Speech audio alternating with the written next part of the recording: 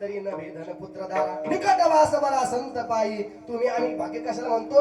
धन प्राप्त होणं याला भाग्य म्हणतो. परंतु धन प्राप्त होणे भाग्य नाही का? तुकोबारा म्हणतात तुका म्हणे धन भाग्य अशाश्वत जाण. नाथ महाराज म्हणतात या धनाचा धरी विश्वास जैसे तरवर छाया. या तायातीन चुके तरी हे भोगशील काया. या आई भजनाविन तुझा जन्म प्राप्तवाया. या लागी तो वैकुंठनाथाच्या चिंती पाय पाया.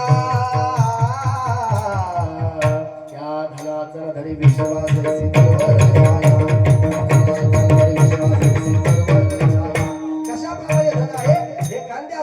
सावलीप्रमाणे आपल्याकडे धन आहे. महाराज धन प्राप्ती भाग्य नाही का? कारण की धनाच्या ठिकाणी दुःख आहे. एका ठिकाणी पंचदशिकार सांगतात ऐका. अर्थानामर्जने क्लेश सप्तथय परिपालने नाशे दुःखम ये दुःखम दिगार्थान क्लेशकारिणः.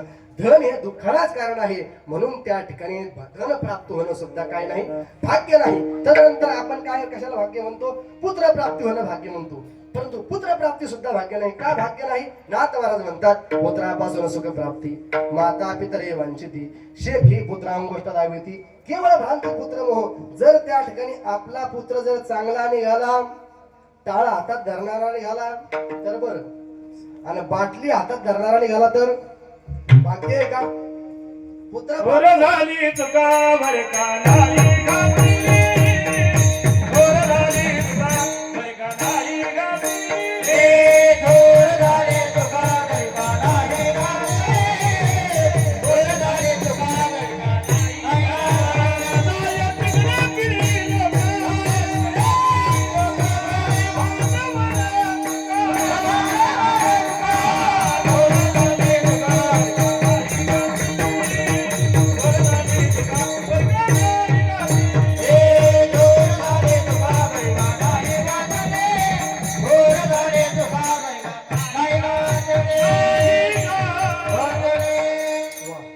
नाही सुंदर अशा प्रकारचं प्रमाण दिलं. पुत्र प्राप्ती सुद्धा भाग्य नाही. पुत्र प्राप्ती भाग्य आहे परंतु तेव्हा एका ठिकाणी कबीरदास महाराज म्हणतात ऐका. पुत्र प्राप्त झाला आणि पुत्र जर चांगला निघाला आज्ञाधारी निघाला तर तो एक स्वर्गाचा प्रकार सांगितला. काय सांगितलं? पहिला स्वर्ग सुंदर काया. दुसरा स्वर्ग घर में माया. तिसरा स्वर्ग पतिव्रता होणारी. चौथा स्वर्ग पुत्र हो आज्ञाधारी. काय म्हणतात? पहिला स्वर्ग सुंदर काया. जर आपलं सुंदर शरीर असेल तर आपलं जर निरोगी शरीर असेल तर काय ती एक स्वर्गच आहे. पहिला स्वर्ग सुंदर काया. दुसरा स्वर्ग घर में माया. जर आपल्या घरातले माणसं जर सगळे आपल्यावर प्रेम करणारे असेल तर स्वर्गापेक्षा काही वेगळं नाही. जर आपल्या घरातले निम्मे माणसं जर आपल्यालाच मारून टाकायचा प्रयत्न करत असेल तर नरकापेक्षा बी काही कमी नाही. आणि जर आपल्या घरातले सगळे माणसं जर आपल्याला प्रेम करत असतील ते स्वर्गापेक्षा काही कमी नाही. दुसरा स्वर्ग घर में माया. तिसरा स्वर्ग पतिव्रता होणारी.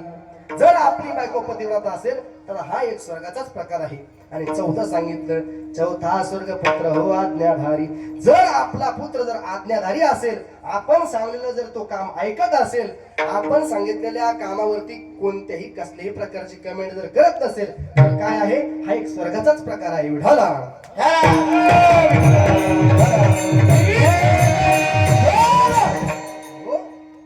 ऐका. तदनंतर विद्वत्ता प्राप्त होणं का?